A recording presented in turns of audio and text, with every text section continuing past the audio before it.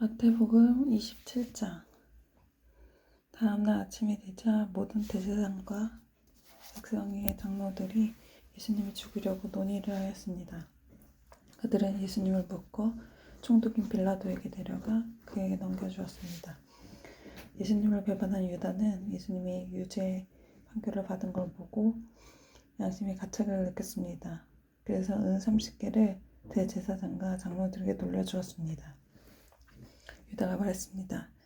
내가 죄 없는 피를 팔아넘기는 죄를 지었습니다. 그들이 대답하였습니다. 그게 우리와 무슨 상관이냐? 그것은 너의 문제로다. 유다는 은화를 성전 안에 내던지고 나가서 목매어 자살했습니다.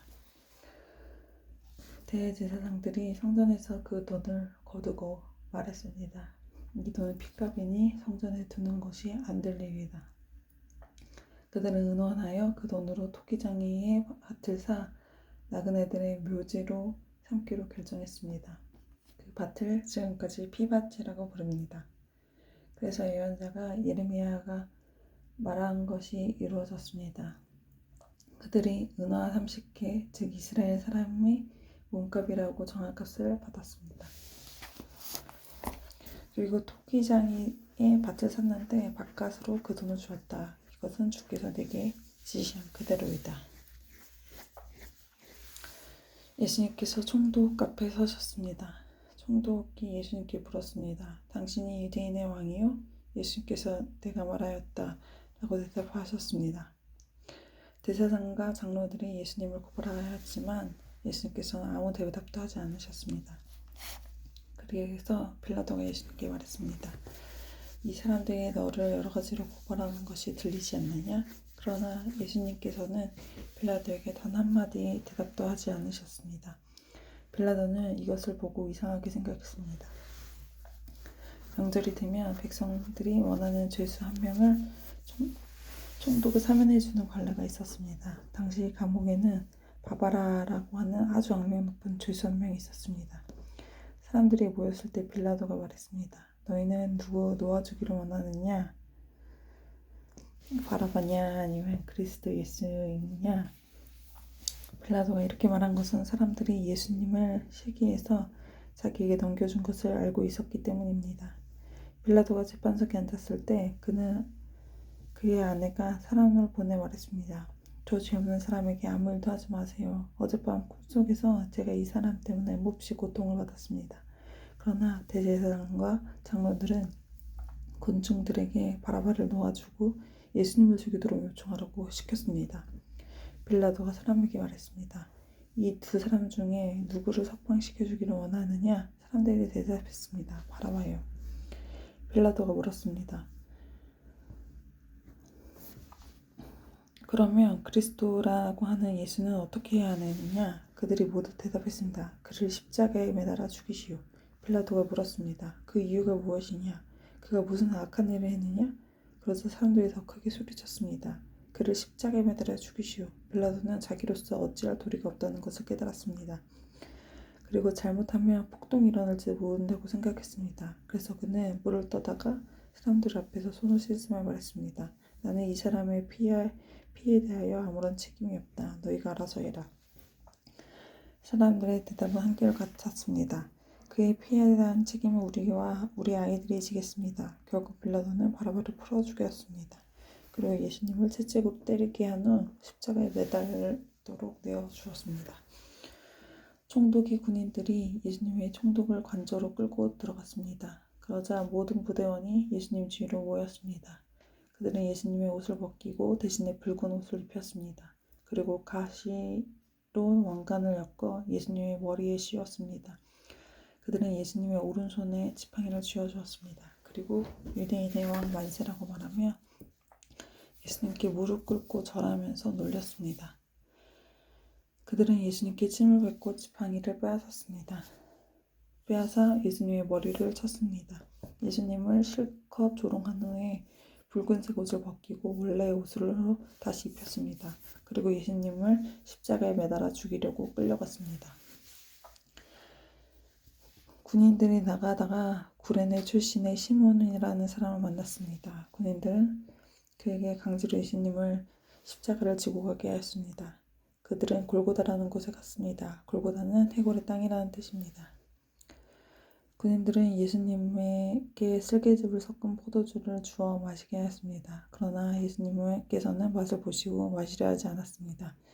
군인들이 예수님을 십자가에 못 박고 제비를 뽑아 예수님의 옷을 나눠 가졌습니다. 그리고 거기 앉아서 예수님을 계속 지켜보았습니다. 그들은 예수님의 머리 위에 이 사람은 유대인의 왕 예수다라고 쓴 죄패를 걸어놓았습니다. 그때 두 강도가 예수님과 함께 십자가에 못 박혔습니다. 한 사람은 오른쪽에, 다른 한 사람은 왼쪽에 매달렸습니다. 지나가던 사람들이 고개를 저으면서 예수님께 욕을 하였습니다. 성전을 헐고 3일 만에 다시 세운다는 사람아, 내 자신이나 구원하여라.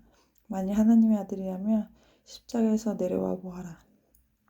이와 같이 대제사장들도 율법학자들과 장로들과 함께 예수님을 조롱하며 말했습니다. 이 사람이 다른 사람을 구하면서 자기 자신을 구하지 못하는구나. 그는 이스라엘의 왕이니 지금 십자가에서 내려오라지. 그러면 우리가 그를 믿겠다. 그가 하나님을 믿는다는데 하나님께서 원하신다면 그를 당장 구원해 주시라고 그래라. 자신이 나는 하나님의 아들이라고 했으니까 말이다. 예수님과 함께 십자가에 못 박힌 강도들도 똑같이 예수님을 욕했습니다. 낮 12시부터 오후 3시까지 온 땅에 어둠이 덮였습니다. 오후 3시쯤에 예수님께서 엘리 엘리 라마 사박다니 하고 큰 소리로 외쳐주셨습니다. 이 말은 나의 하나님 어찌하여 나를 버리셨습니까? 라는 뜻입니다. 거기 서 있던 사람들이 이 말을 듣고 말했습니다. 이 사람이 엘리야를 부른다. 그러자 얼른 한 사람이 뛰어가서 해면에 가져다 신 포도주를 적셨습니다. 그리고 예수님이 마시도록 지팡이에 매달아 주었습니다. 나머지 사람들이 말했습니다. 가만 놔두어라. 엘리야가 그를 구원하러 오시나 보자. 다시 예수님께서 큰 소리로 외치셨습니다. 그리고 숨을 거두셨습니다. 그때 성전 휘장이 위에서부터 아래까지 두 조각으로 갈라졌습니다.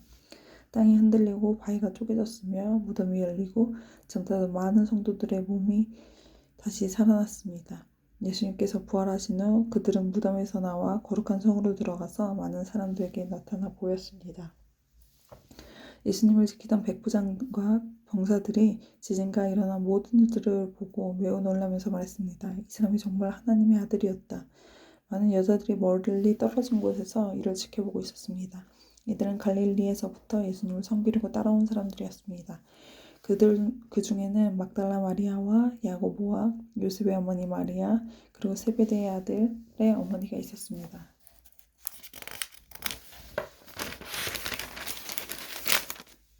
그날 저녁에 요셉이라는 아리마대 출신의 한 부자가 왔습니다. 그도 예수님의 제자였습니다. 요셉은 빌라도에게 가서 예수님의 시신을 달라고 요청했습니다. 그러자 빌라도는 요셉에게 넘겨주라고 군인에게 명령하였습니다. 요셉은 그 시체를 가져다가 깨끗한 천으로 둘렀습니다. 그리고 바위를 뚫어 만든 자신의 새 무덤이 예수님의 시신을 모셨습니다. 그는 큰 돌을 굴려 무덤의 입구를 막고 돌아갔습니다. 막달라 마리아가 다른 마리아가 무덤 맞은편에 앉아 있었습니다. 이틀날 곧 준비일이 지난 후에 대제사장들과 바리새파 사람들이 빌라도에게 왔습니다. 그들은 말했습니다. 각하 그 거짓말쟁이가 살아있을 때 내가 3일 뒤에 살아날 것이다 라고 한 말이 기억납니다. 그러니 명령을 내리셔서 3일째 되는 날까지 그 무덤을 꼭 지키게 하십시오. 그의 제자들이 와서 시체를 훔쳐간 후에 사람들에게 다시 살아났다고 할 수 있습니다. 그러면 이번 속임수는 처음보다 더 나쁜 결과를 가져올 것입니다. 빌라도가 말했습니다. 경비병들을 데리고 가서 당신이 할 수 있는 대로 무덤을 지키시오. 그렇게 해서 그들은 무덤에 가서 돌을 봉인하고 경비병들을 시켜 입구를 지키게 하였습니다. 안식일 다음 날, 즉 한 주의 첫날 동틀 무렵에 막달라 마리아와 다른 마리아가 무덤을 보러 갔습니다. 그때 강한 지진이 일어나고 하나님의 천사가 하늘에서 내려왔습니다. 그 천사는 돌을 굴려 치우고 그 위에 앉았습니다. 그 모습은 번개와 같았고 옷은 눈처럼 희었습니다. 경비병들이 그 천사를 보고 두려워 떨었고 마치 죽은 사람처럼 되었습니다. 천사가 그 여자들에게 말했습니다. 두려워하지 마라. 너희가 십자가에 못 박힌 예수님을 찾고 있다는 것을 알고 있다. 예수님은 여기 계시지 않다. 말씀하신 대로 다시 살아나셨다. 와서 예수님이 누우셨던 곳을 보아라. 그리고 빨리 가서 제자들에게 이렇게 말하여라. 예수님께서 죽음에서 다시 살아나셨습니다. 그리고 먼저 갈릴리로 가셨습니다. 거기서 예수님을 뵐 수 있을 것입니다. 보아라, 이것이 내가 너희에게 전한 말이다. 여자들은 재빨리 무덤을 떠났습니다. 그들은 두려우면서도 매우 기뻤습니다. 그들은 제자들에게 이 소식을 전해주려고 달려갔습니다. 그때 갑자기 예수님께서 여자들에게 나타나셔서 말씀하셨습니다. 잘 있었느냐? 여자들은 예수님께 다가가서 그분의 발을 붙잡고 절했습니다. 그러자 예수님께서 말씀하셨습니다. 두려워하지 말라. 가서 내 형제에게 갈릴리로 가라고 말하여라. 거기서 그들이 나를 볼 것이다. 여자들이 가고 있는 동안 몇몇 경비병들도 성으로 들어가 대제사장들에게 일어난 모든 것을 말하였습니다. 대제사장들은 장로들과 함께 모여 의논하였습니다. 이들은 경비병들에게 많은 돈을 주었습니다. 그리고 사람들에게는 밤에 예수의 제자들이 찾아와 우리가 잠든 사이에 그 시체를 훔쳐갔다고 말하여라. 만일 이 이야기가 총독의 귀에 들어가더라도 우리가 잘 말해서 너희들을 구해주겠다라고 말했습니다. 돈을 받은 경비병들은 그들이 시킨 대로 했습니다. 그래서 이런 소문이 유대인들 사이에 널리 퍼지게 되었고 오늘날까지 그렇게 알고 있습니다. 11명의 제자들이 갈릴리로 가서 예수님께서 지시하신 상에 이르렀습니다. 그들은 예수님을 뵙고 절을 했습니다. 그러나 몇 명은 의심하기도 했습니다. 예수님께서도 오셔서 말씀하셨습니다. 하늘과 땅의 모든 권세가 내게 주어졌다. 그러므로 너희는 가서 모든 민족을 제자로 삼아라. 아버지와 아들과 성령의 이름으로 세례를 주어라. 내가 너희에게 말한 모든 것을 지키도록 가르쳐라. 보아라, 내가 너희와 세상 끝날까지 항상 함께 있겠다. 아멘.